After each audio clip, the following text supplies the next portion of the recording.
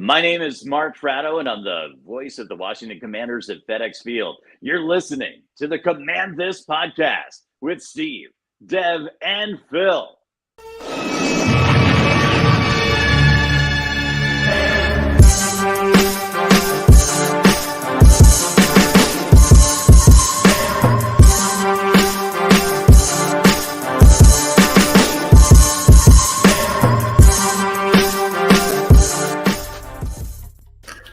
Good evening, ladies and gentlemen, boys and girls all around Commanders Nation. Thank you for joining us on this lovely, lovely Thursday evening for our weekly live stream. That was our boy Mark Fratto on the introduction. I am Steve. I'm joined by my fellow co-host down below, Mr. Dev. And over to my left, which doesn't feel right on the screen, we got Phil. What's good, fellas? Lots of activity since last Thursday. Things happened in the past week. A few things did happen. That's right. We'll let the chat populate there for a little bit.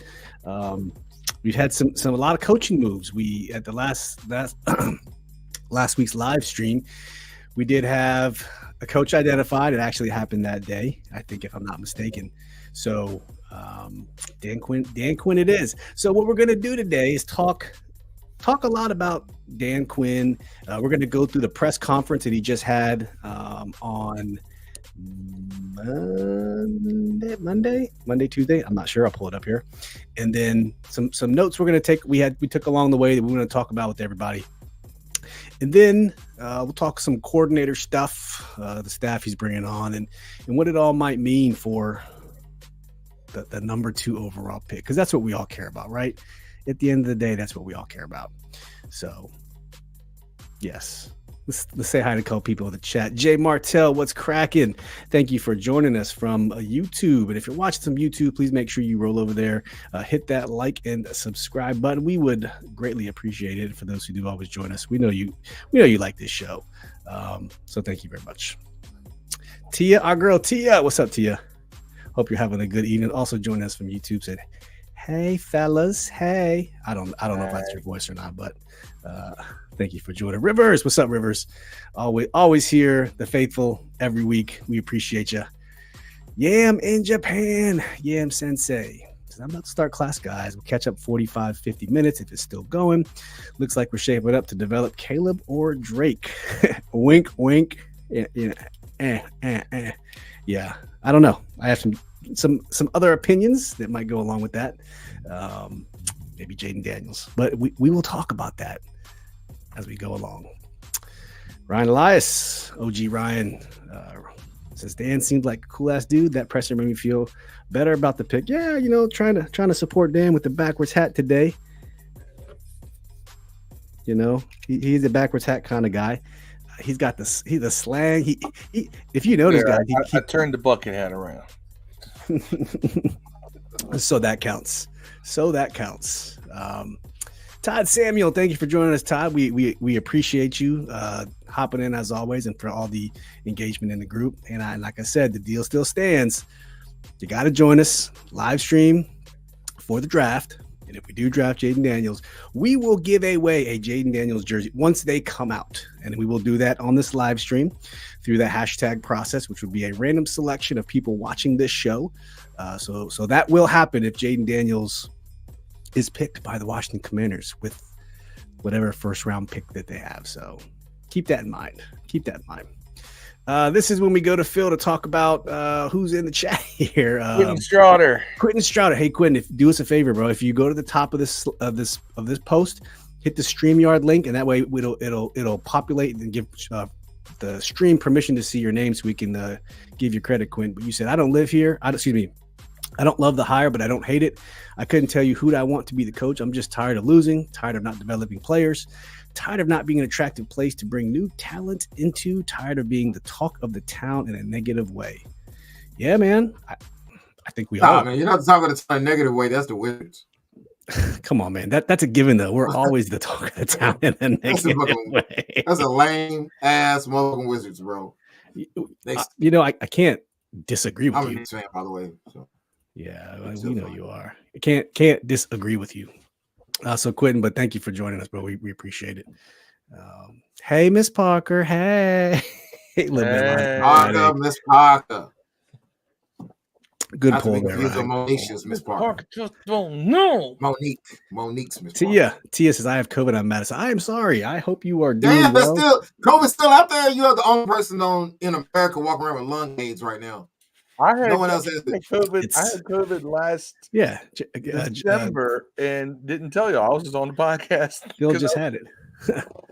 He was going around giving it to everybody. So you got it from Phil, huh? You got it from Phil? Don't say that. Lucky me. Todd's talking about trade Sam to the Raiders. Oh, Todd. I don't know about that. Todd can only talk about two things. The way one of them is getting rid of Sam.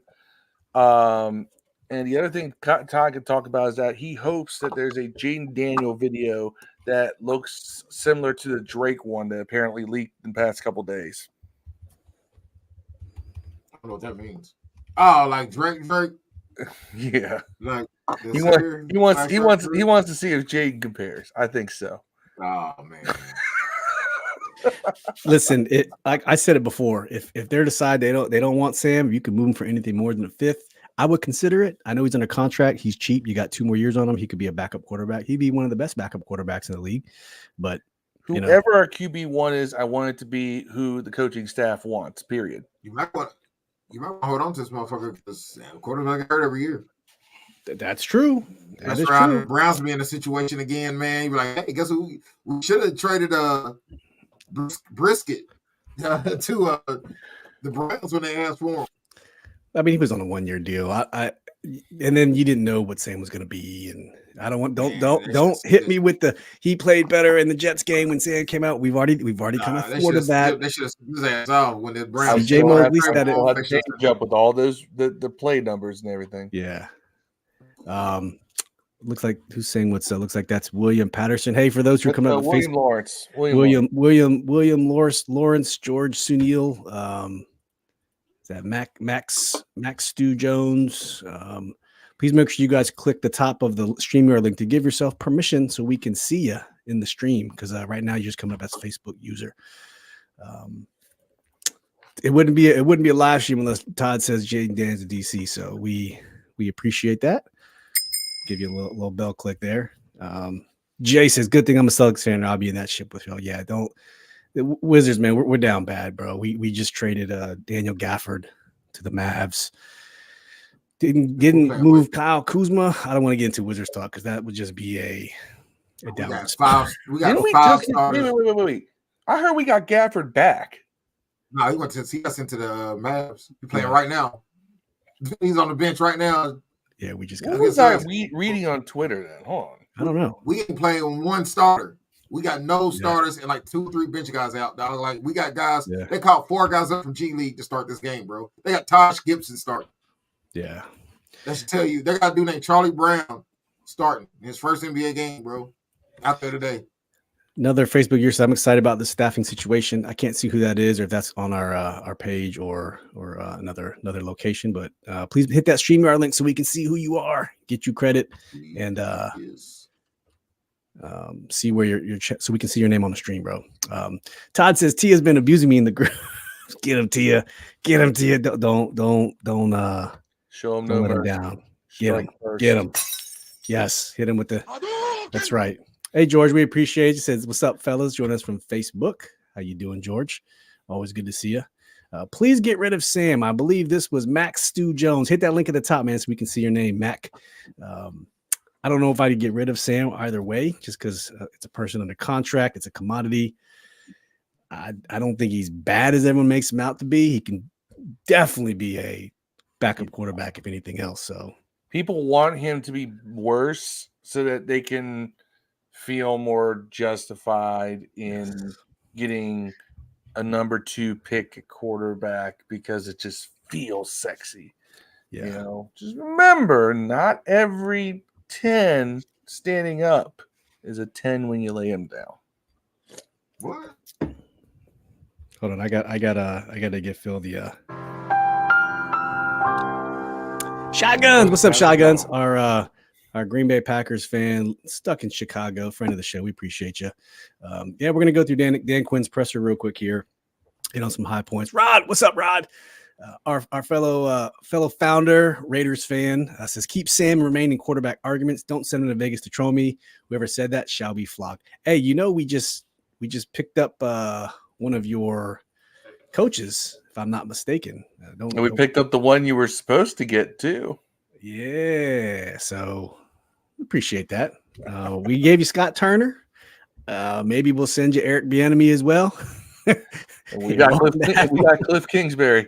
We got Cliff Kingsbury. So I read something today that Cliff Kingsbury was looking to join the Raiders, but Magic made him an offer he couldn't refuse. Magic Johnson made him an offer he couldn't refuse. I don't know if there's any validity to that. I heard that they offered him a 2-year deal and wanted more than 2 years. Oh, well, maybe that's an offer you couldn't refuse then. So maybe it's not lying, but it's not fully stretching this truth. What's up, Marcus? Join us from YouTube. Marcus Elin. Make sure you go follow Sports View 2 on Facebook. Marcus putting out all the good content. So what's up, family? Todd Samuel seems like he's insecure about Jaden Daniels. I just love watching Marcus and Ty go back and forth about Jaden Daniels. It's kind of fun. I love Jaden Daniels. I ain't gonna front. I'm starting to be on the Marcus, in the decision of all questionable decisions, added Todd to Sports View 2, and it's now become Jaden View 2. Yeah. I'm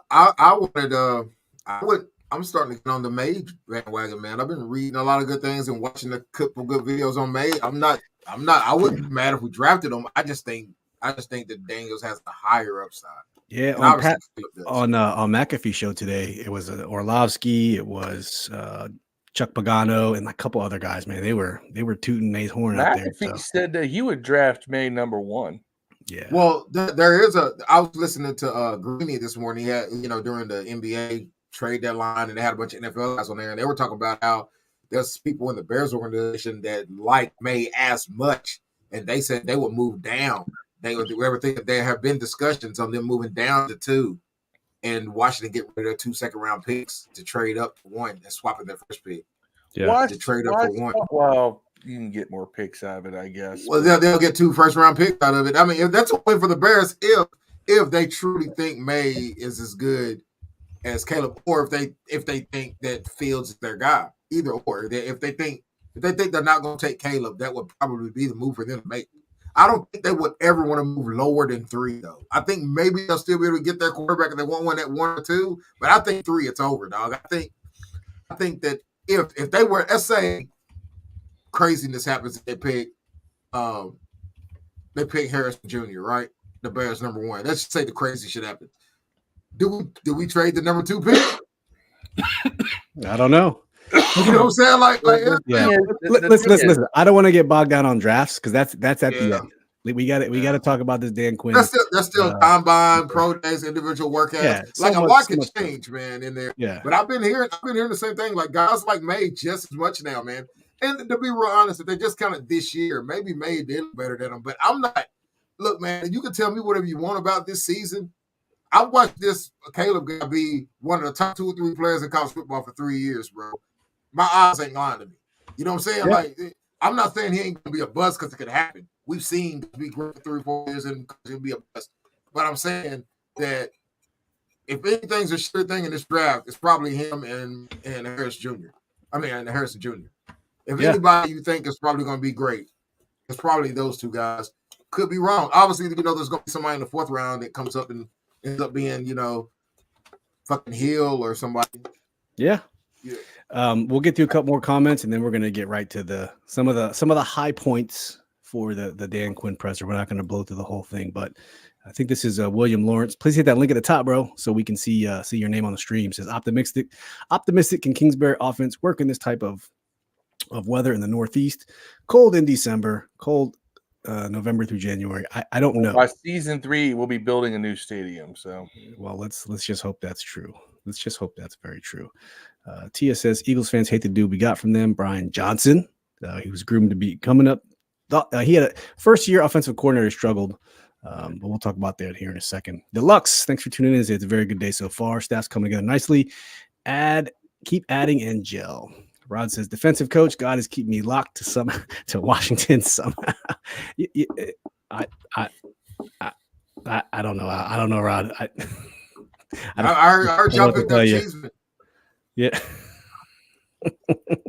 I mean, look, your current head coach, your newly signed official full-time head coach, is a former Washington linebacker. Yeah. Mike Golding, Facebook, thanks for tuning in. Says they can have Kingsbury. Nah, man, we need Kingsbury. We already have Kingsbury. They're running an air raid offense. They hired Brian Johnson from the Eagles, who mentored Jalen as he came into his prime before last year. It's setting the stages for, I don't know. I'm not going to say the name. We'll talk about it later. It might be, but Yeah. you can put Caleb Williams in that mold too. Yeah. Dominique Tatum, thanks from Facebook. Thanks for joining, man. Click the StreamYard link at the top of this post so we can see your name on the stream. He says, you'll just don't trade up in the draft no matter what. Hail. HETR. Man, I mean, I wouldn't be upset about it, but I don't think we should. I don't think we should trade. Even if they offered that, here, give us those two number twos. The book says it's only worth a third to move up one spot in the first round, dog. The book says that. The NFL trade. Yes, but Chicago is stupid to trade with us. They should trade with New England at 3 because it costs way more to go from 3 to 1. 2 to 1, it costs nothing. It costs a second round. You don't at three you don't get one of the premier talents at 3. You could miss out. If the Bears don't want who we want, why are we even bothering to trade with them? They're the only thing that matters right now. I think they're saying May and Caleb are neck and neck. They're saying they could go either way. There's people in the building that want Caleb. There's people in the building that want Drake. So they're saying if they want Drake, trade down, pick up 2 additional second-round picks. That's a win for the Bears if that's who they want. This does feel like Luck and RG3 all over again. It definitely feels like that. Because it feels like Eli Manning and Michael Vick too. Was it those 2 guys came out? But there was no third wild card. It was just 2, and that was it. And then was everybody else. Then there was. I think there's no wild card. Honestly, I think it's going to be 1, 2. It's going to be May. No, Jaden is the wild card, man. You don't know what people. I don't think Jaden's going to, bro. I wish. Yeah. All right, we're getting off topic again. That let's save that for the end. It's a long time away.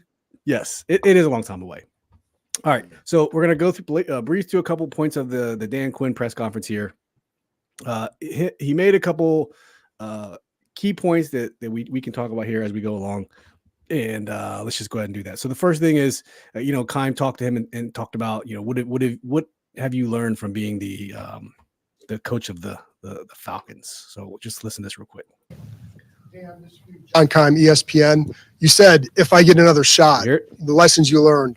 What are some of the key lessons that you learned to apply that you can apply here? Yeah, that's awesome one, John. I think first and foremost, in leaving there, I wanted to make sure I did a 360 to find, what would be some potential blind spots, that I did, and in a good way of trying to take on too much at times. And so that's why for me, coming into, when I was looking to, if I got another shot, there were a couple things that I wanted to find. One, was from the ownership side, a team that support, the general manager side, to be in lockstep and have a partner with.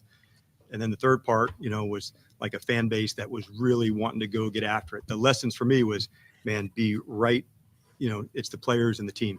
And it came from a good place of trying to help and solve problems, but make sure, keep the main thing, John. And I had some time to test that. And all right, so high point right there. So he's talking about Arthur Blank, the Falcons owner.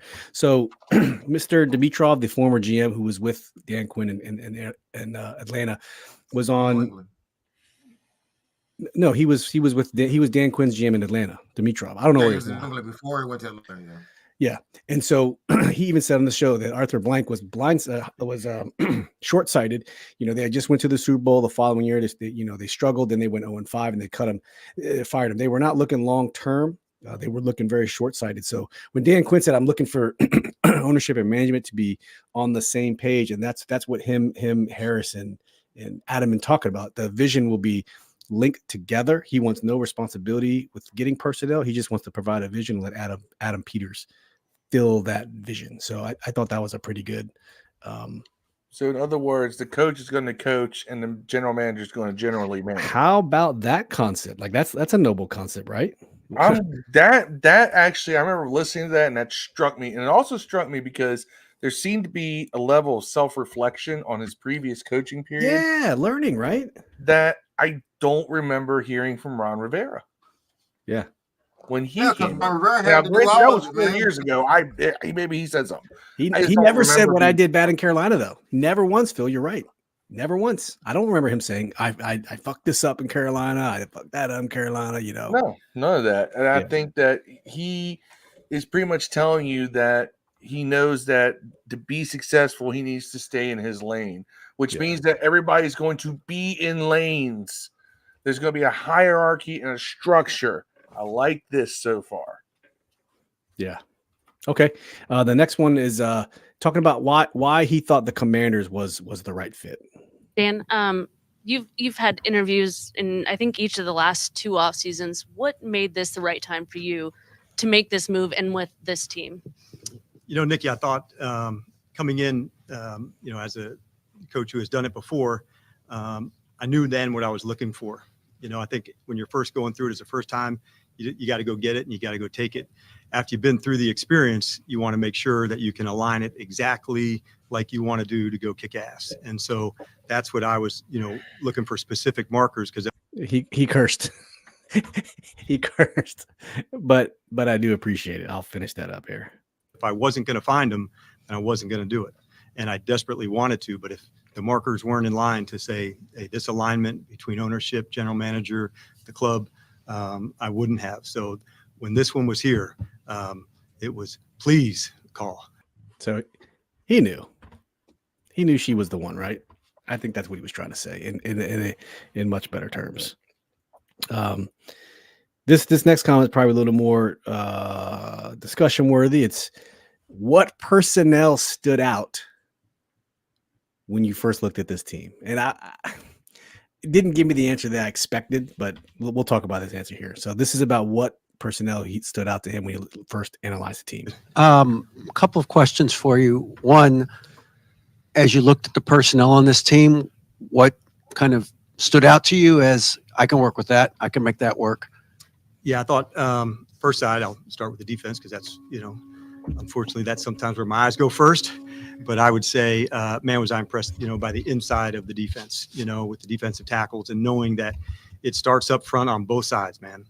Defensive line and offensive line. So that was the spot that jumped out to me, as the defensive tackles. And then the skill, at receiver. And you have to have elite players on the edge for the matchup. So when they come, David, that's when you got to go attack. So those would have been the two things that jumped out to me. I certainly, played against the club. So I know about more of the offensive players and game planning and studying, but this receiving group, really had skill and they would test you and push you and find matchups. And so that to me of guys, that's where it stood out to me first. Number two. Okay. So it was defensive line, the defensive tackles and the receiving group. Was that a surprise to anybody? No. Yeah. That one, I was like, okay, this is the generic answer. We all knew those were the strengths.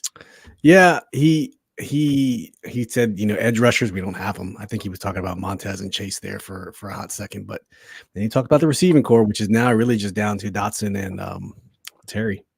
So You got to go down me there. the Droppy Brown, the Droppy Brown. Is that who it is? Ben says he got his experience, lost focus, relied on himself, and waited for the opportunity. He says recalibrate. So we're going to talk about that here in a second. I don't want to spoil that, but that's one of the next comments coming up. So now we're going to talk about. They ask him a question about is he going to be calling plays? So if you're curious about what is his philosophy about calling plays, just check it out. Hi, Ben Standig with The Athletic. Dan, welcome to town. For you, in terms of this new opportunity, how do you see yourself, I guess, what type of coach are you ultimately going to be? Are you going to be calling plays? Do you see, obviously, you're familiar with your defensive coordinator. How will sort of that collaboration work as well? Yeah, I think the big thing to get across, like the essence of a head coach is to put it all together. It's not to be an offensive coach or a defensive coach or a special teams coach. Like, it's everything. And that's what the essence is of the job, It's the chemistry. It's the messaging. It's the play style. It's the attitude. It's the swagger. Like, that's my number one job, to make sure all of this comes together. Do you guys think Ron was too hands off? So he let Jack run the full defense. He let EB run the full offense, and there was no synergy to bring it all together. Do you think? No choice, because he does everything. The guy he hired the concession guys, bro. I know. The motherfucker. They had Ron name the motherfucking team, bro. Like, he was doing way too much shit, for a guy who's supposed to be a head coach to do, man. That's insane. Yeah, of course he delegated some shit to Del Rio, who's been a head coach, actual good head coach in his time. You should be able to give those guys some authority, right? Some right to do some changes, man. I mean, I think the thing that he was sent there to do was fail, bro. I think he was sent there to fail until the new owner came. Yeah. I mean, honestly, I don't think there's a coach in the NFL that would have succeeded in those 4 years that Ron was there. Not one. I don't care if you got Belichick, Kyle Shanahan, no one. All of them would have had 1 or 2 years when we went to the playoffs, just like he did, and failed. Still ultimately had that, get fired with a new guy came. And Snyder stink on him. Right. Yeah, me, Dev.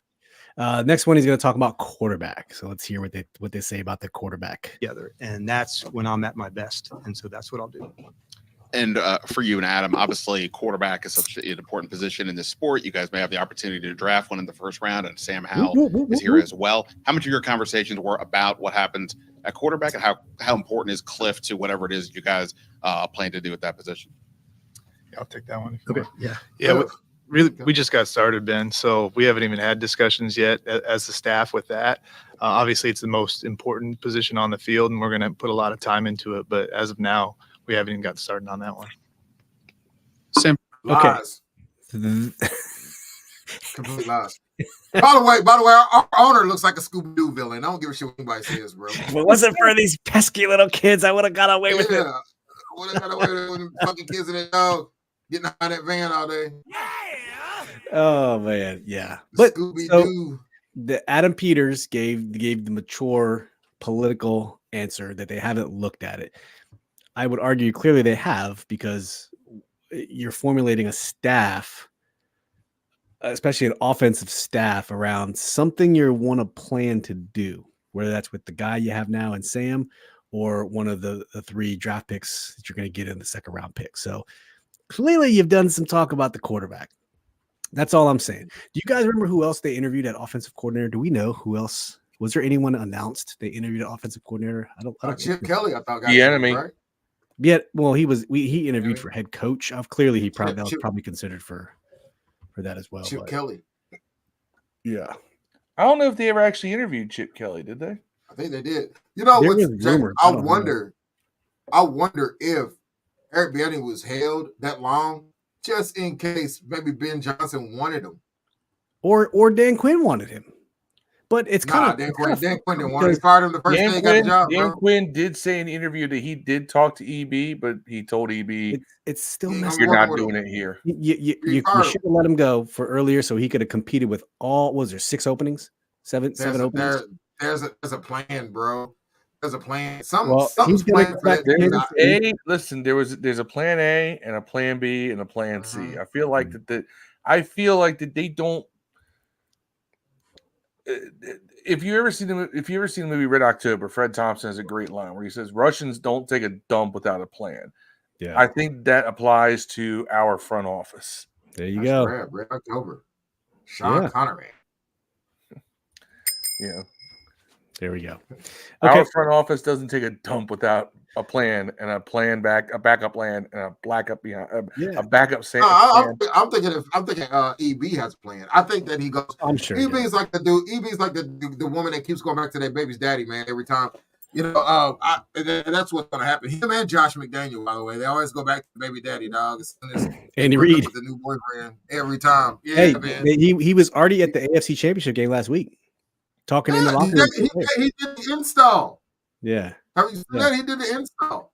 That's wild. That's wild. When he was still contracted for us, I wonder if that's like tampering, but I'm pretty sure they let him do it. I'm pretty sure they let him. Right. Yeah. Or it might not give a fuck. Honestly, well, they gonna fire him twice. Yep. Ryan said, "Love how Peter took over took over not to put pressure on Quinn." Yeah, that was a very mature. That's what I said earlier. Like to see him do that was very mature, and I appreciated him saying, "Hey, you mind if I take this?" So I would just be like, I really do. Yeah, I really do. What is gonna be Dan Quinn's things? We don't know yet. All I know is I wanna go to Dairy Queen and I want to have a blizzard with Dan Quinn. That's what I want to do. Make it Dan happen. Quinn looks like a union rep at my job, bro. Looks like that's what he does. Dan Quinn looks like a dude who's got a case of Bush Light sitting somewhere. Hey, look at this. Deluxe nearby. Dev was 100% right. He had to do stuff no other coach had been asked to do. No coach would have excelled. Yeah, I agree. The name change, the nonsense, all that nonsense, man. He had to deal with it. So yeah, that motherfucker named the kid and left. He named the baby and bounced. I know. No? He shouldn't have had so much of a say on the name of this team, but they also thought that he was going to be here for a long time. So I get it. His contract still had another year left on it. It did. Yeah, man. We thought he's going to KC too. Okay, the next one. It's about why he chose Kliff Kingsbury and Joe Whitt Jr. So check it out. 48 with the Washington Post. Welcome to DC. Why Kliff and Joe? Well, I think I'll take you back a bit. And so when you're getting prepared for this, you're not sure what job you're going to get. You're thinking, okay, this, opportunity. So it's a little different than being on their side where they were going to select, where on the coaching side, you were going to see where would be a good fit. And the coaching staff would be the fit irregardless of where you went. Okay, so for me, selecting his guys no matter place what. that I would be able to potentially coach didn't have to do with did they have a quarterback, or cap space, or any of that. It was ownership and general manager and fan base and what you could create together, because cap space changes. I was looking to say, how could we do something long term to kick ass for a long time and continue to play well, not just because they had. So for the record, I think that's the third or fourth time he says kick ass. So maybe kick ass is going to be Dan Quinn's thing. We had I really do for Ron. Maybe kick ass. Dan got a bunch. I'll tell you what. Dan seems to be a guy who knows that phrases matter. Because we heard "be where your feet are" from him. We heard "kick ass." Let's get this thing rocking. Dude definitely likes to speak in those quick motivational sound clips. Yeah, so he's hip to the game. He sounds like a UAW union worker, dog. I mean, a union rep. Just like he looks like we got the union rep goatee and everything. Hey, nobody rocks a goatee anymore. By the way, nobody does that anymore. I know, except for Dan Quinn. Marcus said Dan Quinn had an interview and he gave a glowing review of Sam Howell and Kliff Kingsbury offensive system. Benefits Caleb Williams, Drake May, Jaden Daniels, and Sam Howell. I don't know. It remains to be seen, Marcus. Thank you for saying that. That would be crazy. It would be crazy because Dan Quinn got to see Sam twice last year and once the year before. So technically, no defensive coach has seen Sam Howell more than Dan Quinn. That's true. Yeah, that would be insane. Or Brian Johnson saw him, but not as a defensive guy. He was an offensive guy. So you're right. As a defensive guy, he saw him. He saw him play good against him too. And maybe that's why he wasn't sold on Eric Bieniemy. That's why he got fired. He's like, yeah. Like, hold up. I've watched enough tape on this kid to stop him. I know what he can do. Right. Yeah, it might. I mean, look, I'm not saying that's what it is, but I am saying that right now it's a clean slate. Yeah. Yeah. All possibilities are on the table until they start getting taken off. Yeah. Sam, so Todd Samuels of the world, you got to keep this in mind as a possibility. For the rest of us, we have to keep in mind that anything's a possibility. We could trade for Justin Fields. We could draft Jaden Daniels. We could trade back. We could get Michael Penix in the second round or something. There's a lot of different things that could happen because it's all clean slate. We can't sit here and look at what Ron Rivera did for 4 years and try to project that upon what Dan Quinn's going to do in the coming offseason. Yeah, we just don't know. Douglas Paul, Washington second. My boy Donato says, happy Thursday, fellas. Got the whole fam tuning in again to our TV while we eat dinner after soccer. Thank you for tuning in to you. Paulina and the little ones. Thank you, Doug. Appreciate you, man. Ben says, I want to know what surprises Dan Quinn has up his sleeve that Josh Harris said. I don't know. Todd says Al Harris didn't get promoted to DC of the Cowboys because and why crazy that the Cowboys blocked it because we requested to interview Al Harris to bring him over, but the Cowboys blocked us, which is so you can other teams can block their coaches from interviewing with other teams if it's a lateral. Unless it's a promotion, they can't block it. So if it's a lateral, they can block it. Which he didn't think that dude was worth a promotion. Then why bring him over? I mean, honestly, and number two, listen. And number two, why would the Cowboys block a dude who wanted to leave for the same job? Why would you want that motherfucker on your team, bro? Like, if you tell me if I own like Walmart and somebody, my worker, come to me and say, "Hey, boss, I'm gonna go over to Target and interview for the same job." Yeah. Nah, man, you do it. Nah, I'm gonna take your books, take your bags with you, bro. Yeah. That makes no sense. Maybe it's just me, but maybe it is just you, Dev. I don't know. I think a lot of things are probably just me. Yeah. I don't know who this is. Facebook user once again. Johnny Brockman. Johnny Brockman, hit that streamer link at the top, brother, so we can see your name and put you on the screen. Says, we need a quarterback without question, and please start building the offensive line. I don't care who the quarterback is. Without a good offensive line, still 4-13. There you go. Good call. While you guys are in here, also, man, hit that share and that like button, man. Invite your friends over. We got some things coming up in the pipeline we've been working on. It'll be good to be here when it goes down. That's all I'm gonna say about that. Meet me in the trail. It's going down. That's right. Todd said Sam peaked after those 5 games. Yeah, arguable. Ben Harlow says, wonder if the team is ready for Dan. Earlier in training camp, Bieniemy was too mean and too tough on them. Yeah, I got mixed opinions about that. Those players in the locker room got to go.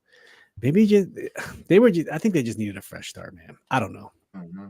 Just a fresh start. Okay. Where were we? We were on 36 minutes. So that was talking about why Cliff and Joe Whitt Jr. Did we get to Joe Whitt on the video? Okay. I know very little. Next part is Joe Whitt. Won this or won that. So Cliff has always been somebody that I've kept up with. Years ago, we both coached in college, and we first met each other at an award show and just kind of hit it off on that time, and then competed against each other. I certainly followed his career, through his time at Tech and then into Arizona competing. And so in the same way of why I wanted to hire Kyle years ago, like Shanahan, he was hard to go against.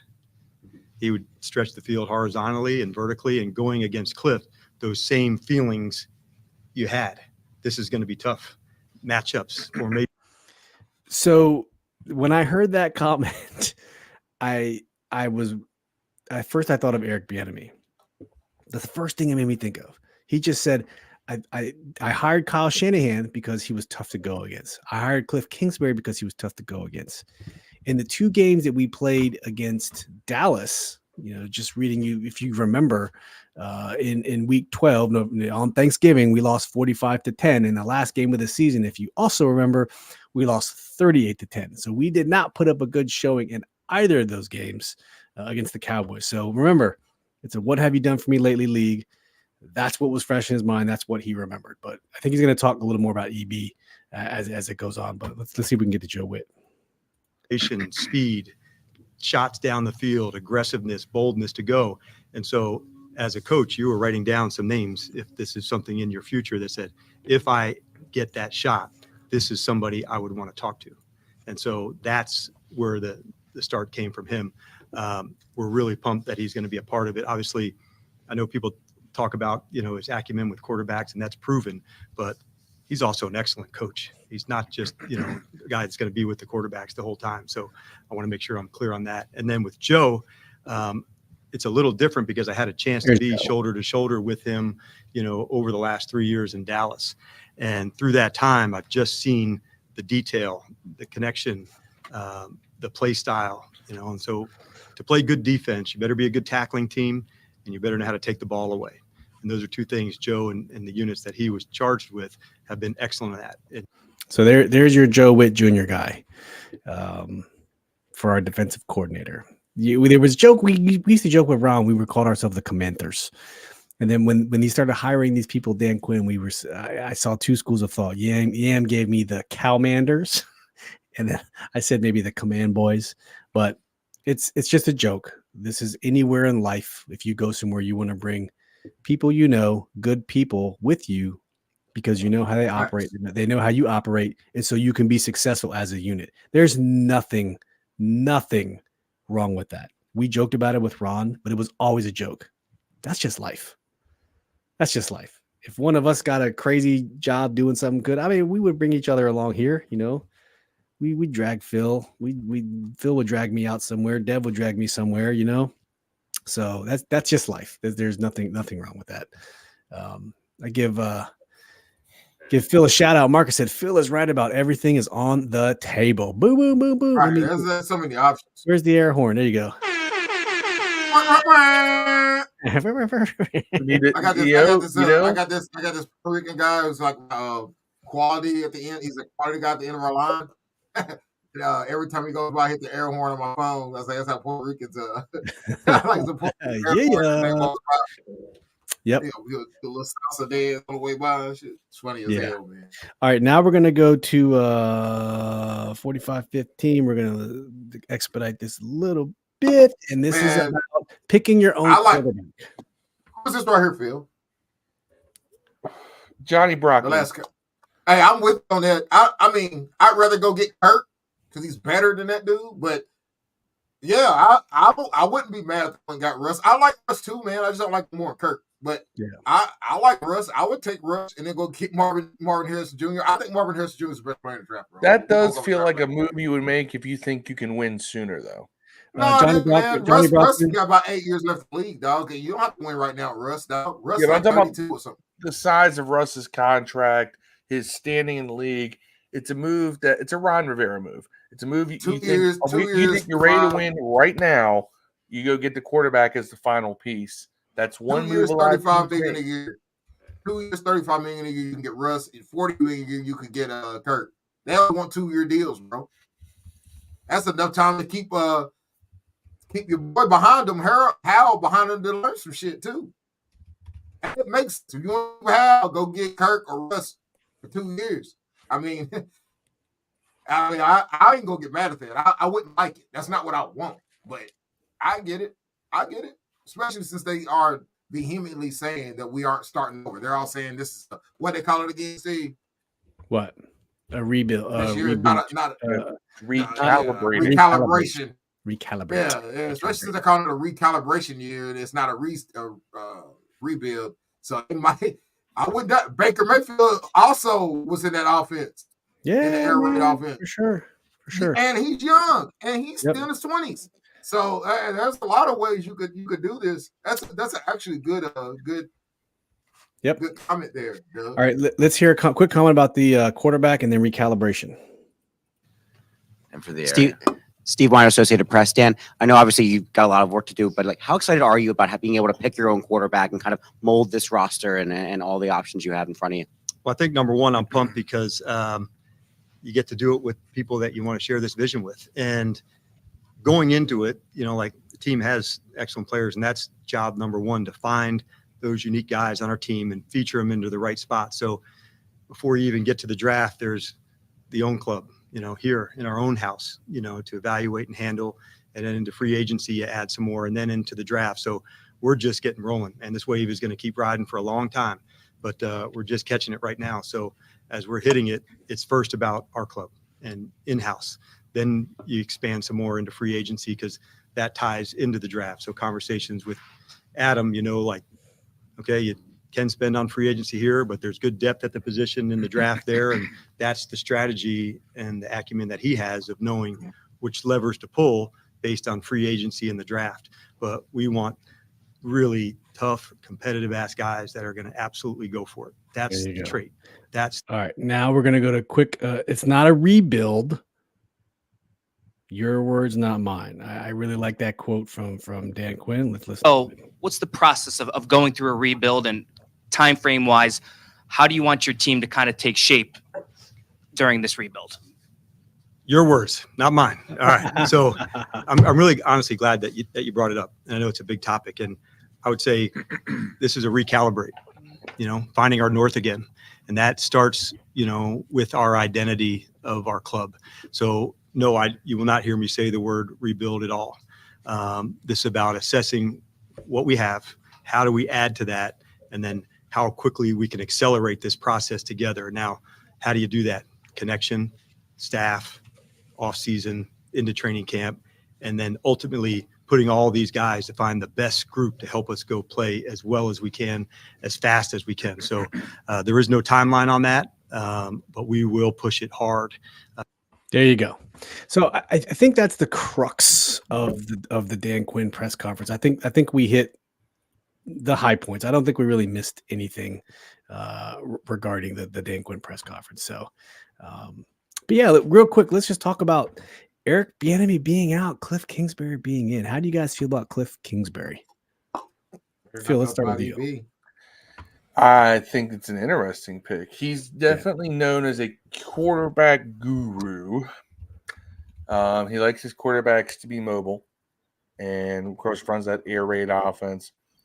Here's the thing: air raid offense is derivative off the run game. So that's such a novel concept to have a run game set up your pass.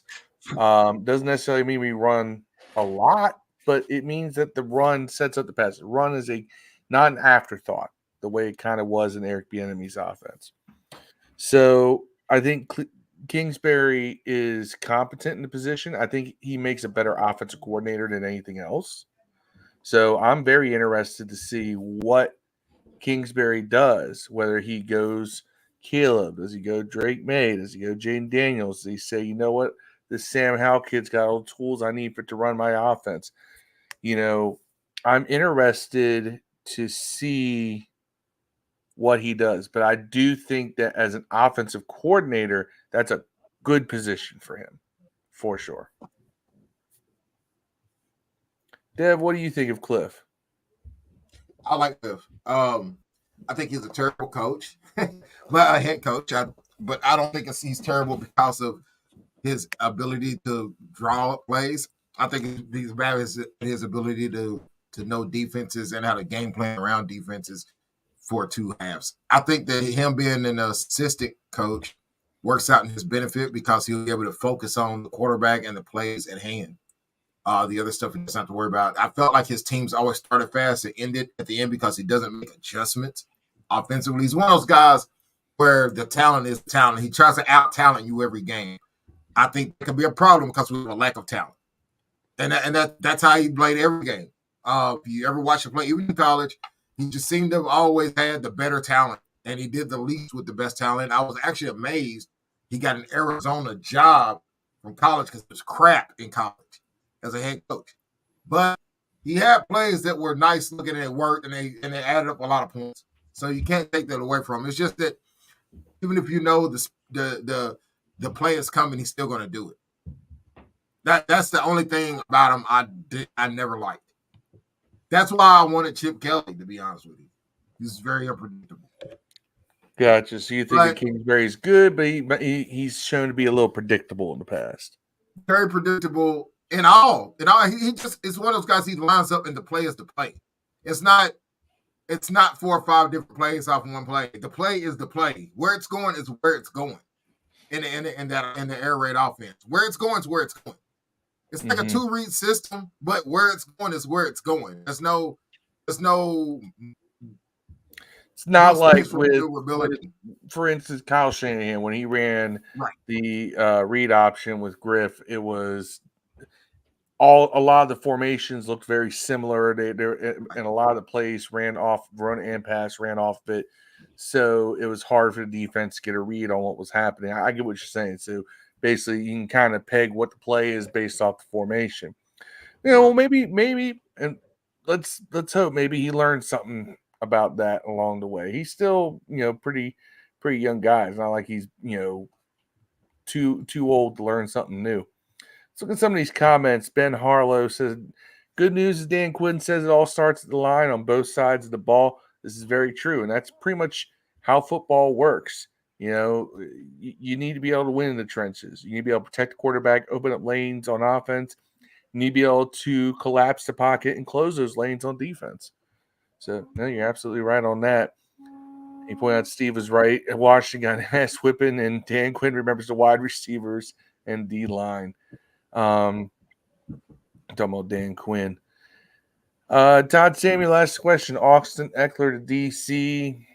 Maybe. Well, we're good. I think we're good at running back, but like I said, we're not good at good players in skill positions. He would be the best player on the team. To me, that's a luxury pickup, but he'd be the best player on the team. Then we don't need it, but he'd be the best player on the team. If we got Austin Eckler today, he'll be the best player on our team. Probably the best player we've had since Sean Taylor, and that's sad. Best skill position player we've had since Sean Taylor. Easily, Austin Eckler would be. Easily. Wouldn't be a competition, bro. Maybe. I mean, there's an argument to be made there. Marcus Stevens said you would hire us. I don't know about that. I mean, my ego says sure, but I don't want to. Todd Samuel believes that Russell Wilson's contract is too much.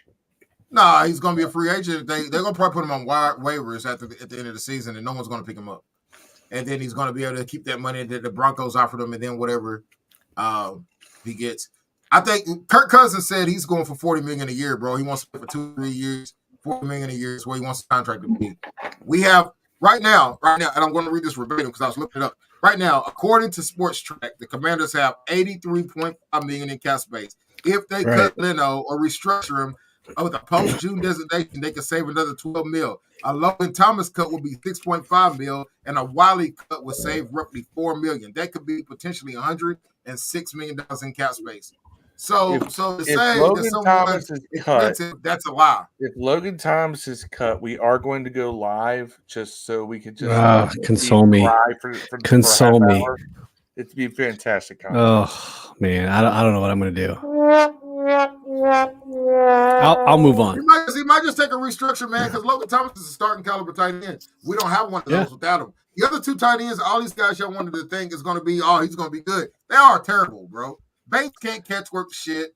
Oh, you know what I'm saying? Bates will make fantastic catches and drop easy ones. It's weird, right? Ben Harlow says, "Never trust Phil's ego." Look at that. That goes back to Marcus saying he would hire us. Ben showed up with a girl on his picture and everything this time. Look at him, dog. You must have got in trouble. I have to make a profile picture of your girlfriend. Must have got caught dipping, man. Yeah. But Ryan Elias agrees with Dev. Kirk over Russell. Yeah, going back to that it's just a Legion of Doom, anyways. Douglas Paul Washington, Donato says that Russell Wilson is a homeboy from DMV, so that helps the fan base. Excuse me. And then any quarterback that is drafted in the second round can be brought in. No one denies he's professional, so it would be a great mentor. That's if he's willing to be a mentor.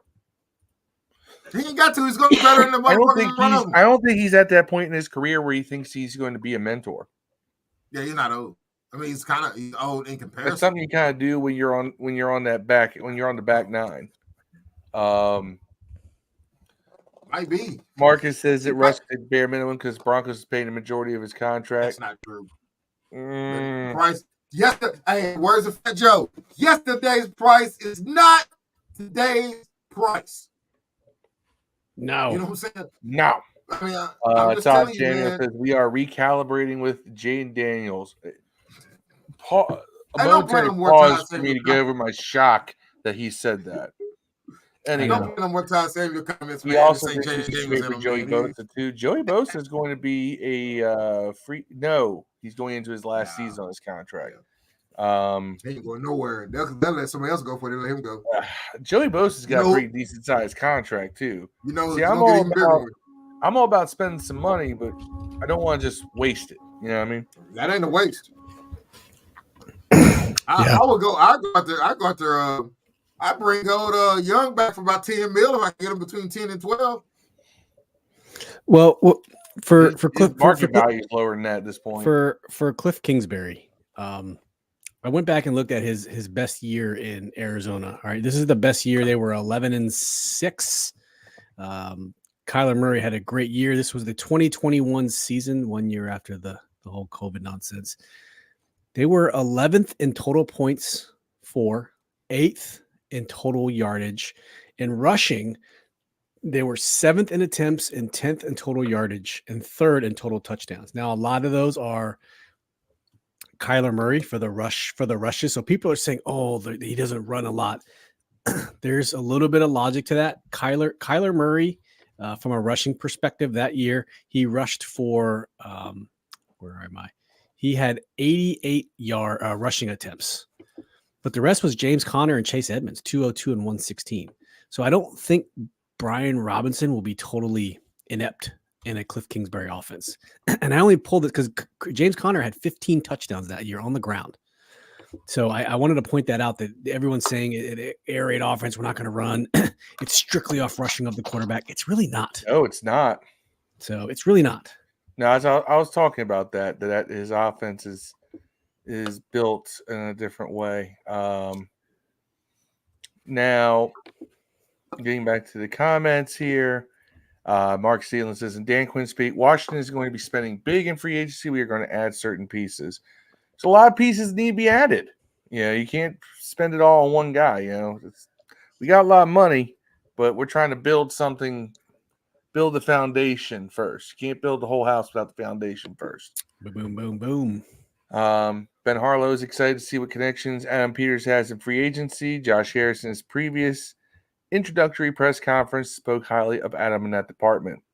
He's got a lot of connections out there. And then Ryan was talking about Kliff Kingsbury. He says, life scares me. He hasn't proven himself.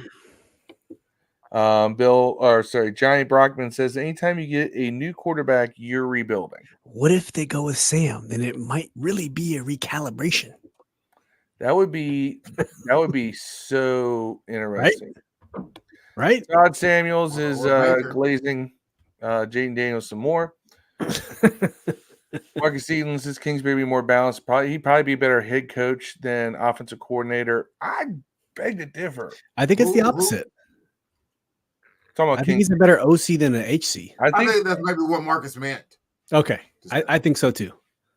I think so too. Yeah. I think Ben Harlow says the other one under Kyler Murray keeping Sam is safer. I think Kyler Murray will be a significant upgrade over Sam. He'll be 1 year fully removed. It would also be a lot more volatile. Yeah, like I think that I think Caleb is probably would be more of a headache off the field than Caleb. I think Kyler. I think they're basically the same fucking guys. So I mean, keep it real. Like attitude wise, they're probably the same guy. Yeah. Have you watched them? They're the same. They might be the same guy. That's the only thing that scares me about Caleb, man. Because man, he's gonna say some shit that you probably should just keep in the locker room. I feel like. Then again, we've seen quarterbacks who did that before. And none of them worked out. Your Eli Mannings, and they turned out to be class dudes. Say what you want about Eli Manning, with the dirt face and everything else. He was a class dude for the Giants. Same with Elway with the Broncos. He ain't sitting on let these kids have a chance to mature. Maybe you get something out of them, especially if what it is they don't want to play for the one team that has a better shot at getting him than you do. If they don't want to play for that team, I'll take it. It means that we're still a preferred landing spot. And I think Kingsbury helps with that. I think a lot of college quarterbacks know his reputation. They'll want to go play for him. So whoever we bring in or whoever we go with that's already on the roster, I think will benefit from being around Kingsbury. I think they'll want to play. Dev put in the comments that Washington could have $110 million in cap space if it releases Logan Thomas and Leno and Andrew Wiley. So maybe might see some moves like that, but it might be nothing else just to bring in who they want to be a starter. I think Lions being the focus, keep Howell and draft a true number one receiver in Marvin Harrison Jr. That's Ben Harlow said that, and then also Bill Mulholland said if you can't get Caleb, get Marvin Harrison Jr. That's my draft board. A certain Jaden Daniels Glazer would tell you Malik Neighbors is a better receiver. He actually said that so much. Not so much. Because like one draft expert said that. So Yeah. Well, it's because the stats for this year probably says it if you're just looking at stats. But the thing is, Ohio State blows people out. You don't even play in the fourth quarters. And there are so much, most of the game, they just run. Ben Harlow said, bye, Leno. Yeah. Bye, Wiley. Yeah. See ya. And Bill Mulholland says that Logan Thomas has to go. Yep. I don't think Leno goes anywhere. I think he might restructure. Hopefully they Ben get Harlow another says something's a Ron Rivera move. Knowledge versus wisdom, and then you mentioned Pusha T. Yeah, because I said yesterday's price is today's price. That's a gotcha. It's a quote. But that's still Fat Joe. That's Fat Joe. He's simple. Yeah, because that sounds. I was like, that sounds like a Fat Joe line. But would Kingsbury bring Kyler with him? Probably not. I don't think Kingsbury and Kyler had the best relationship. Ryan Elias, do you think Gibson's gone? Well, yeah, Dan Quinn took his number. For sure. Yeah, you don't need to. You don't need to. Yeah. Well, no, that's just the year of the coach. Everyone's blowing up about that. It's every coach on every team gets the number of the year they sign. It's not a personal thing. Well, by the way, Todd, Will Anderson Jr. might make All Pro, bro, and that might actually fucking happen. Like Will Anderson Jr. is tough. Talk about the defensive tackle for the Texans. He's I think it was like a 4th or 5th round pick too, wasn't he? Will Anderson Jr. takes on defensive rookie of the year. First rounder. Just imagine the first rounder in 2024. Yeah. Texans had 2 first-round picks. Let's back up here. Who's going to be that defensive rookie of the year? And where are we picking them if we're picking Jaden Daniels at number 2? Yeah. Well, we still got 2 second-round picks, bro. We are over an hour. Let's get to Joe Witt, and we'll get back and wrap these up. Yeah, because Yam pointed out, long episode, I guess. Yeah, they're always a lot longer than we intend. That's right. Shy Guns wants to know who would I be drafting as of right now. If you ask me today, you guys are gonna hate me for saying this. I think right now it's Jaden Daniels. Regardless of this is not Todd influence operations. I just think so. After the Cliff Kingsbury hire and after the Brian Johnson hire, I think the signs are just pointing to that. Until something changes, that's just how I feel today. Whether I like it or not, that's just what I think. So that's just my personal opinion. So let's talk Joe Whitt Jr. So Joe Whitt Jr., guys, he's from Auburn, Alabama. He's our current defensive coordinator. He never played the game. He's been a coach. He coached at Auburn, the Citadel. He coached at Louisville. He was the cornerbacks coach at Louisville, Dev, from 03 to 06. He was DB coach for the Falcons, Packers quality control coach, Packers cornerbacks coach, Packers defensive pass game coordinator, Browns secondary coach, Falcons secondary coach. So he has that Dan Quinn linkage, excuse me. Cowboys secondary coach and pass game coordinator. So Dan Quinn brought him over.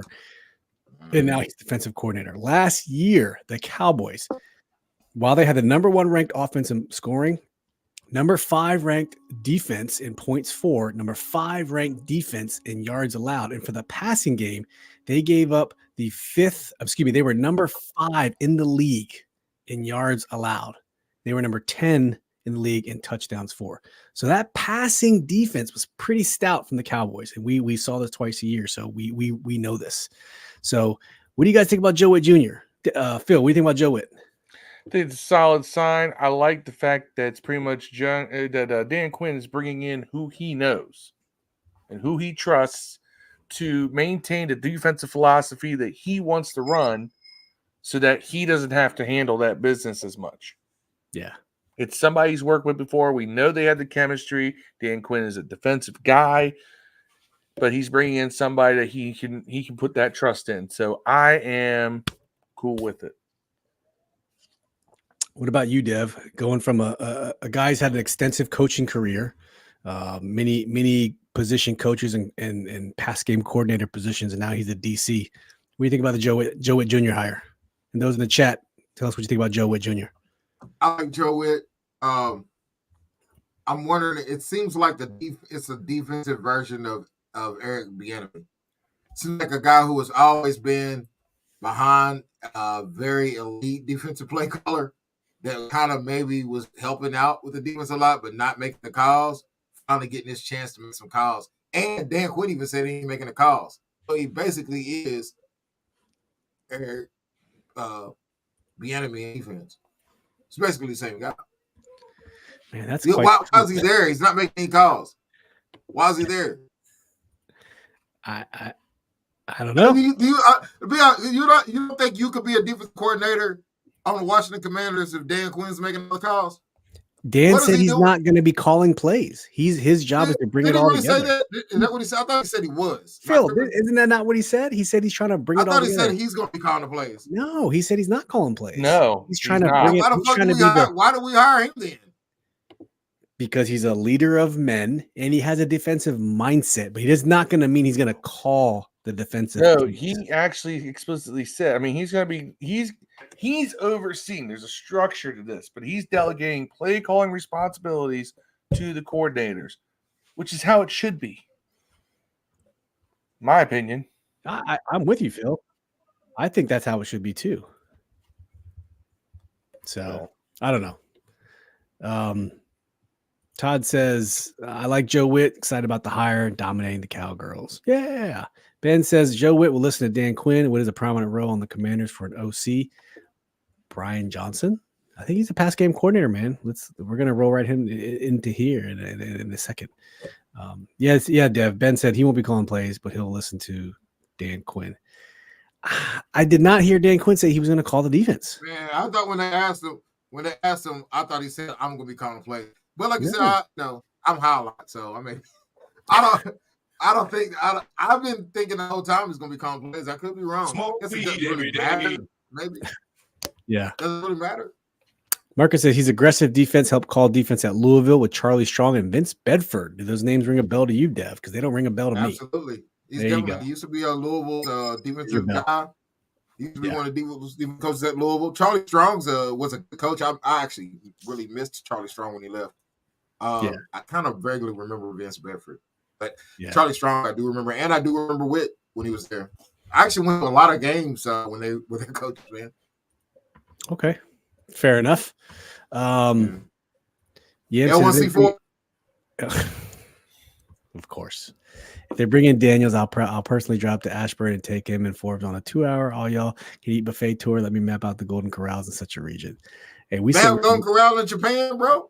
He's coming back to the States, man. Yam's coming back. You better get over here before they have the border vote going on. So Dev, Todd Samuel's on the same page as you. Bring in Patrick Queen from Baltimore, former LSU Tiger. Not for the Tiger purposes. Go get the Allen kid, the defensive end too, from Buffalo, where he's at. Bring him down here too. Josh Allen. The defensive end. His name Josh Allen also, right? I think it is. Isn't there a defensive end from Buffalo? Brian Burns is another good guy too. Maybe that's what I'm talking about. Yeah. But Brian Burns, bring him down too, man. Ben's ready to discuss Ben Johnson. So let's discuss Brian Johnson, excuse me. Brian Johnson is originally from Barrett Station, Texas.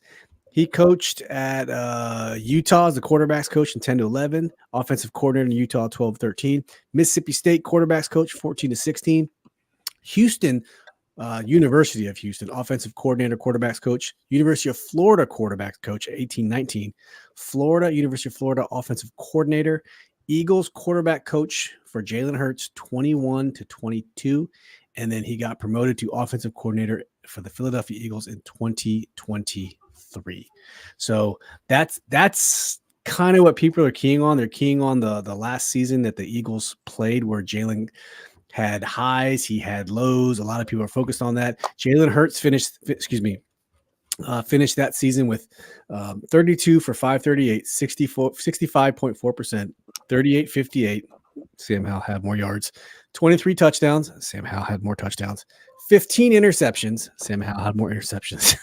But you see where I'm going with this. And then in the rushing game, Jalen Hurts was 157 attempts for 605 yards, 15 touchdowns, as you all know. Which makes me also think you could buy Kold Kingsbury with Brian Johnson. I'm with you, Phil. All the writing on the wall sounds like Jaden Daniels. It sounds like they need a fast-ass quarterback, but 185 pounds may not be. Yeah, I don't know. I'm right now. If you were to say who they drafted, just because of the weird things going on with this pick, I'm saying Caleb Williams. I don't think you're wrong, Phil. I do not. Yeah, I think it might happen.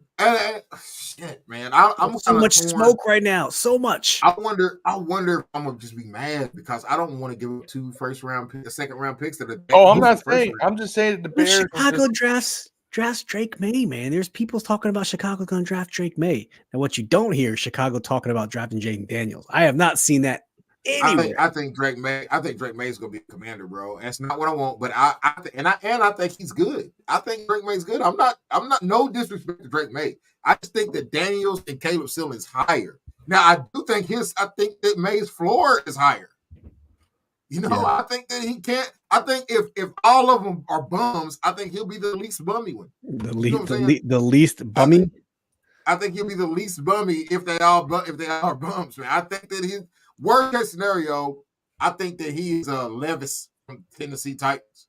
Worst case scenario, he's the guy we already have. You know what I'm saying? He's a bigger version of, Hal. Worst case scenario. Let me share this with you guys. This was a panel on the Pat McAfee show. Okay. Now listen to what they have to say about this. Is about Drake May. I forget who this guy in the middle is right here. Where my cursor that guy's Muller is pristine though. On the second one, very right. Good. But this is about Drake May. Is that the neighbor on Married with Children on the right? You mean Bud Jefferson? Bud Bundy? The one before Jefferson. No, I think he's talking about Marcy before Jefferson. Who? The guy on the Marcy's right? husband. Yeah, before Marcy's first husband. He looks like him. Jefferson. Kind of looked at him from a distance. And give me some thought on his personality. Love him, but be a guy. I think guys around. So this guy played around a golf with Drake May. I don't know what that means, but just listen in. Play around, loves ball. Not really caught up in a lot of the other. Won't be high maintenance. Not to say that the other guys are or will be, but awesome. Big dude. Awesome. He said number one. He said number one overall pick. He said takes him number one. Now, I know how you guys feel in the media about Caleb Williams. You've probably seen him play more than I have. But after spending that time with him, once again, the build, obviously he has the skill set, the personality traits, I think, when you come into a locker room as a top 3 pick, which we assume he'll be, a lot of things are going to be handed to him. You're going to be the quarterback of the team. You're going to have to be in that leadership role. So I just think kind of like those things, I think he fits that bill. When teams sit down with him, and the people around him as well, his family is.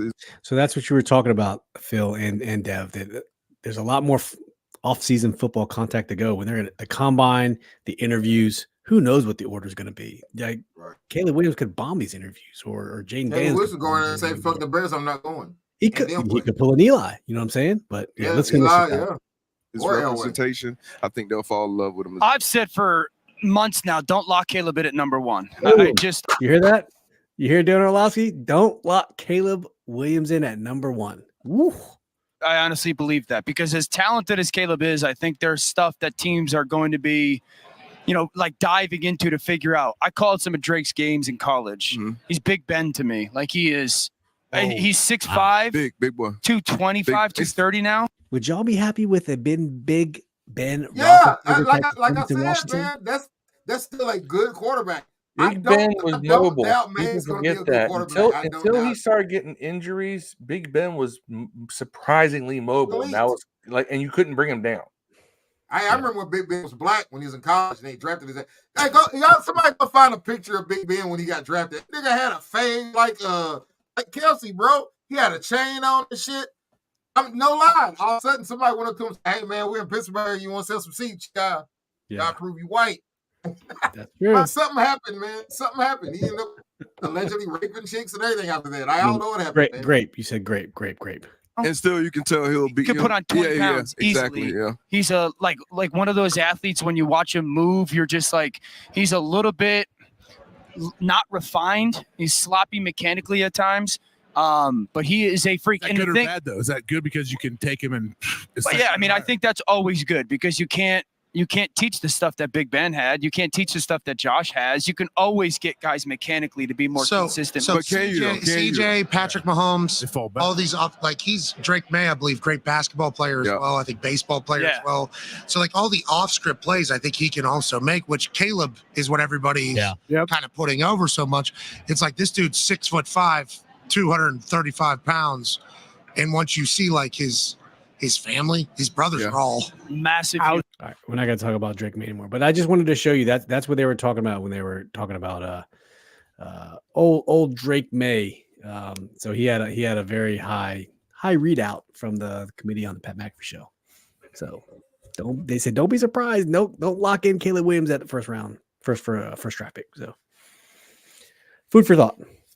All right. With all that being said, we talked about we watched the Dan Quinn presser. We heard him talk about Kliff Kingsbury. We heard him talk about Whitt Jr.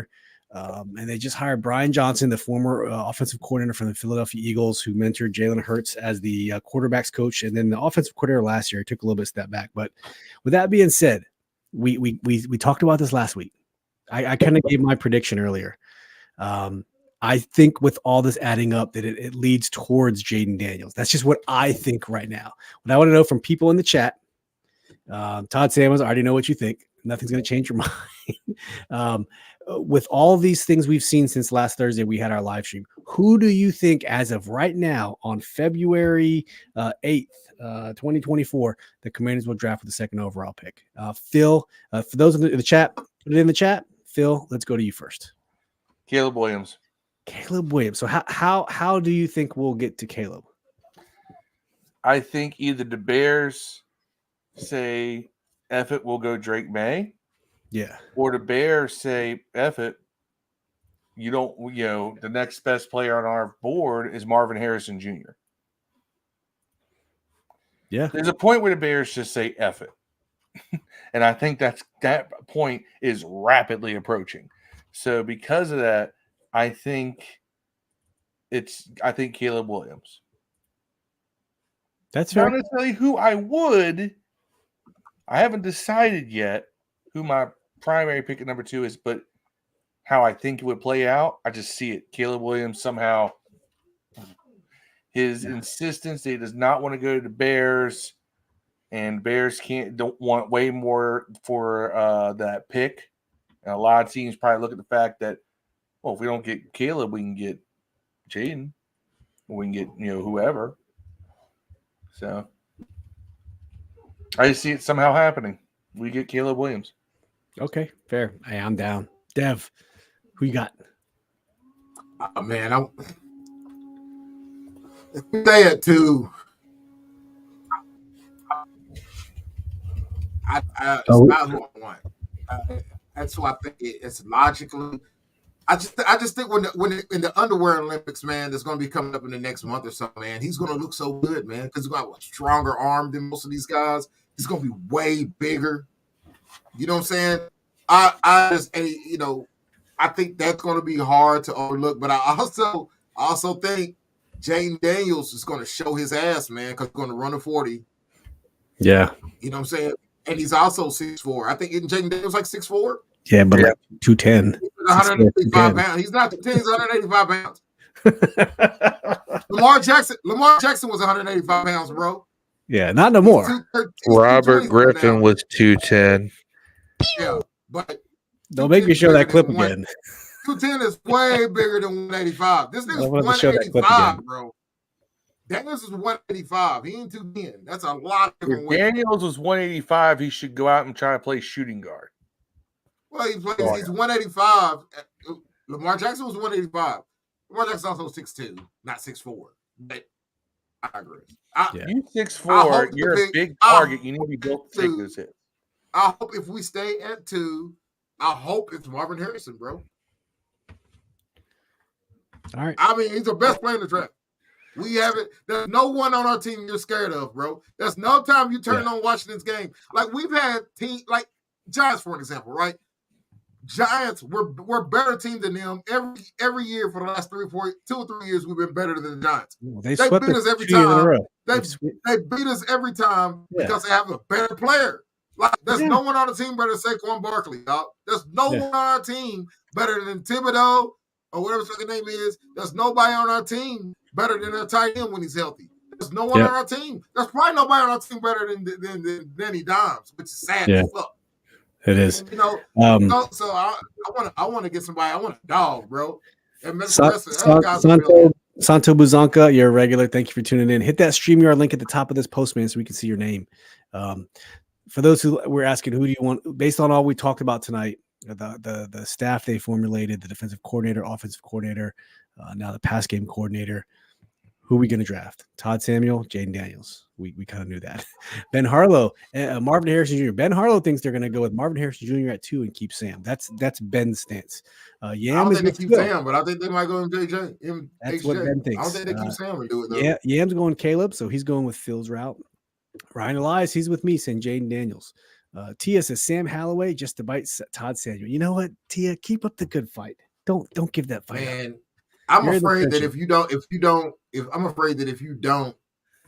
go pick Drake May, are you really that convinced that he'll beat out Howell's rookie year? We don't know. Maybe not. Maybe he's not ready. Who knows? I don't know. Like if you look at these top 3, 4, 5 quarterbacks, outside height, coming out, what do they do better than Howell? I mean, just keep it real. And I'm not saying that Howell would be drafted in the top 5. I think Howell might go in the first round if he saw his arm. Yeah, well, even Dan Orlovsky on that clip I just showed, if we had continued to watch it, he said, Drake May has some great intent, like, the 6'4", 230, whatever he's like. He has sloppy footwork. He needs work, and he needs footwork. And he needs some refinement.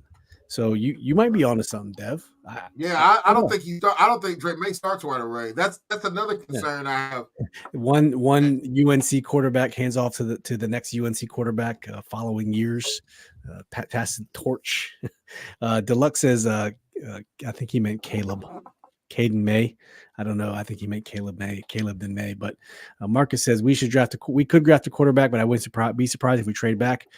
Twice in the draft, 6 of 8 stars on San Francisco 49ers were drafted in the 2nd and 7th round. Yeah. Ben's trying to make they also got a first round pick running the ball. They got a first round pick at defensive end, a high pick. They got another first round pick in the linebacker. They got another high pick at safety. Come on, man. We're just picking points we like, but they got a lot of guys that were drafted in the top 5 or 10 on that team. In fact, they had drafted a quarterback they traded up 2 first rounds for, and he's a bust. So they are always drafting people in the very top of the draft, man, or trading up to get them. They just fucking suck at it. Ben Harlow, you know what I'm saying? Dev, we have 0 number 1 players. That's right. There's not anybody. There's nobody outside. There's nobody on this team outside Washington fans that want to wear anybody on this team's jersey, bro. Yam and Todd Samuel on the same page. He likes Neighbors more than Marvin Harrison Jr. He loves Marvin Harrison Jr. But if you can get Neighbors later, that's the case. Otherwise, we need to go quarterback. Wow. Well, no, man. Look, man, I don't really want a receiver, dog. I just think the MHJ is so good. You got to take him at 2. We don't need to pick a receiver in the first round at all. That's stupid. To be honest. But MHJ is good. Megatron 2.0. He's going to be it. Megatron. Yeah, you got to take, if that guy's there, he's a difference maker, man. Yeah. Ryan says perfect will be Marvin Harrison at 2 and use our 2 second rounds to get Penix or McCarthy. McCarthy's trash, bro. Todd said Caleb will measure out shorter than Sam Howell. I think so too. I've been saying it, man. He don't have a stronger arm than Howell. Yeah. He doesn't read defense as good as Howell. Ryan says, hey, how live is this thread? Let's go. Tequila shots per usual. Yes. Got some Elijah Craig going. I got some fireball, big dog. I've been sipping fireball the whole apple crown, sipping on some apple crown as well. Ben says, I'll $50 to you now. Are you want me to be the holder of the financial funds? I'm not betting anything. There's so many things. What's the bet? They bet $50 on Daniels? Oh, I'm not sure. Deluxe said he spelled wrong on purpose. Will partially be right with Caden and May. Okay, so he's Deluxe is hedge betting. That's what he's doing. Let's make this official. Fuck this shit. Let's make this official right now. What? On draft day. Yeah, who is Ben Harlow? Who is the guy fucking with Harlow? I don't know. Samuel is going to be on here on draft day. Y'all gonna be. We're inviting y'all video on draft night. Todd's going to be with us. Todd said he would join us on draft night, so we got Todd. Todd's joining us draft night. Ben Harlow, you're welcome on the show on draft night. We're gonna have you on video, bro, and we want y'all to go on the first 2 picks and see what happens. Yeah.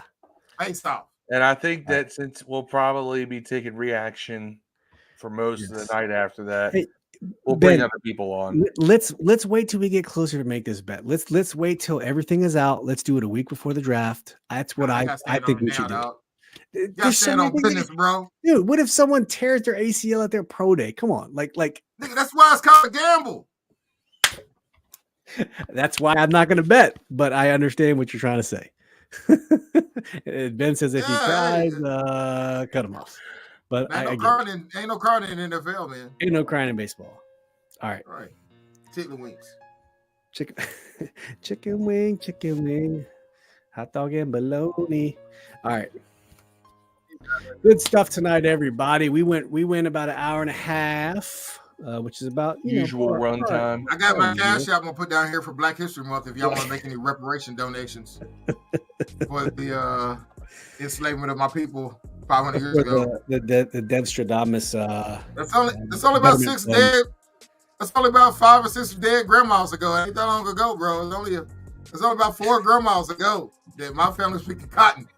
My grandma never had a grandma. You know what I'm saying? I want my reparations. I will take weed payments. If y'all want to put it into my weed fund, hey, we want to thank everyone who tuned in tonight. Hey, the chat was live once again.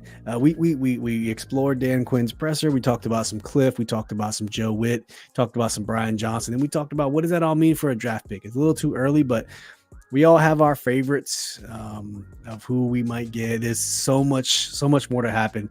We still got to identify more offensive and defensive staff. So it's coming. But real quick before we close out, who do y'all like in the Super Bowl? I like you know what? I'm not betting against Mahomes. So I like the Chiefs this weekend. I want to see Trent get one, man. Niners. I got to see Trent get one. So Dev's going Niners, Phil's going Niners. You know what? Since we don't have a Commanders game to bet on, let's just go ahead and mark these picks here. If you're in the chat while you're still with us, if you can get the game and the score, you'll get. Okay, you know what? Let's do this. Rookie card. 31-24 Chiefs. That's what I'm going. I'm going 31-24 Chiefs. I don't even know the spread. I really don't even know the spread. Someone in the chat, right now. Someone pull up the spread in the over/under. Dev and Phil, you guys got score predictions? Anyone else in the chat, give us a score prediction. Yeah, I'll tell you right now. I'm going to go. What was last year's Super Bowl? It was 37-34, right? Fuck if I know. I have no idea. No idea. I'm going. Spread is Niners 2.5. Niners by 2. Niners by 2. Vegas is no dumb. 47.5. Vegas knows exactly what they're doing. What's the spread? What's the over/under, Phil? 47.5. 47.5. I went 50. I'm going to go 27-24 Niners. 27-24. 28 Niners. What did you say, Dev? 27-28 Niners. 27-20 Niners. Okay, we got Todd Samuel saying 35-17 Chiefs. That's kind of a blowout. Who do we got at halftime? We got Usher at halftime, if I'm mistaken. Usher going live. Hey, let's make a bet on the first song. I bet it's My Way. Yeah. No. He'll start off with like OMG and piss me off. It's Saturday night on the top. I'm on the top, cruising the streets. And you know he's gonna plug some new stuff. He must have an album coming out. We got Tia with 31-24 at the Niners. We got he's gonna start with OMG because it's gonna start with oh my god, and I hate that song, and I'm gonna be pissed off the rest of the time. He'll break out he'll break out My Way, and I won't even be happy about it. And then songs we've never heard before because artists don't go on there unless they got an album coming out. So I don't know. Did that whole West Coast deal? Did they break out anything new? I mean, that was just generational. You never had. That's still What's to me generational. Yeah, but no, to get all those people on in one set. I mean, I don't know. Ryan's got 27-17 Chiefs. We had Ben at 35-24 Chiefs. Deluxe has 27-24 Niners. I think I got everyone's score. So we got a mix. 27-24 Niners. That was my pick. That's okay. We got 2. So far, we got 1, 2. I'll take the win, Deluxe. You'll get the card.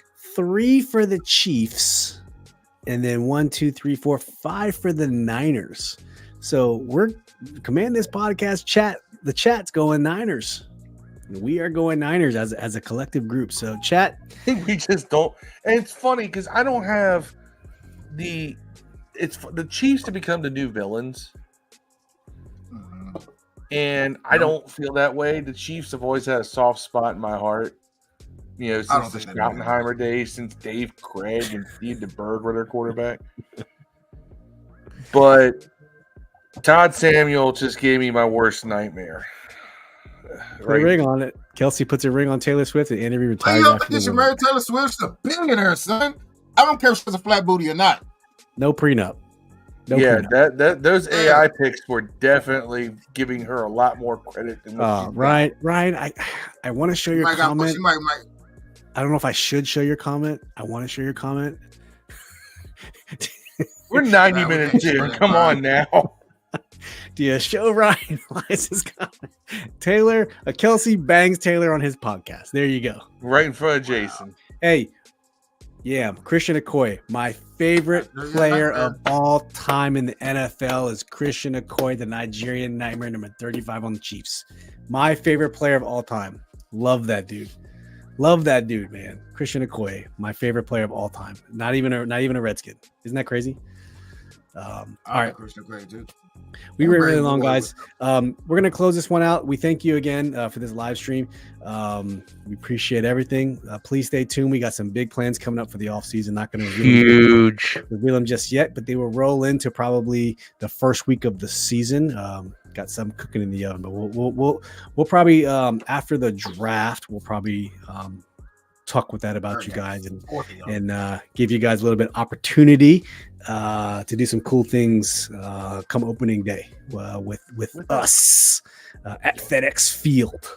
Got something cooking in the oven. So please like and subscribe to the YouTube page. Remember, this podcast is available on all of your audio podcast platforms. So please tune in. Phil, you got something before we close out? I was just going to say, if you haven't checked out the vlog I posted Monday. Bam. There it is. Did a private tour of FedEx Field. A lot of pictures of your boy flexing in front of stuff that you don't have access to. Boom.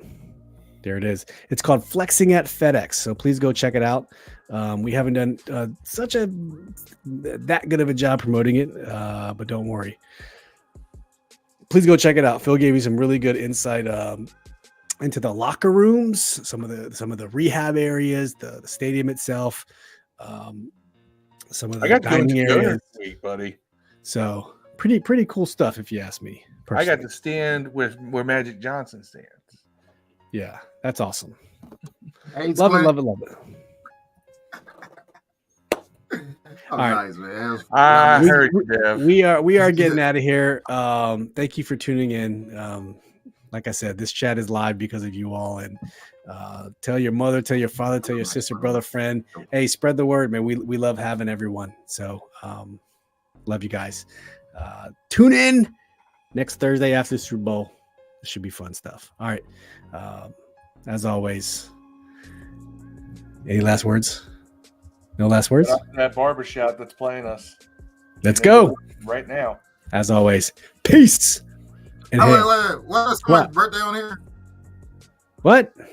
Wasn't someone's birthday like this week? We didn't. I don't know. It was my wife's birthday. Shout out to my wife. Her That's birthday what it was. Yeah. Shout out to my wife. Hey, y'all heard me, Miss Liam. I tried to give him I gave him out of you, bro.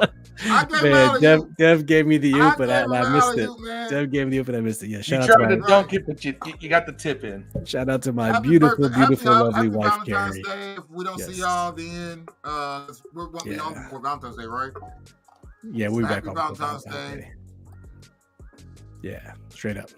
All right, guys. We love you guys. Peace. And hail. We out.